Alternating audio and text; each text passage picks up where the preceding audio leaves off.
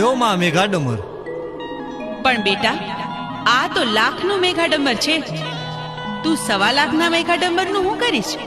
અરે માં, આ લાખનું મેઘાડમર તમે ઓઢો તો તમને વાંધો શું છે? 1.25 લાખનું મેઘાડમર છે, એ તો મારી ગોમત ઓઢશે.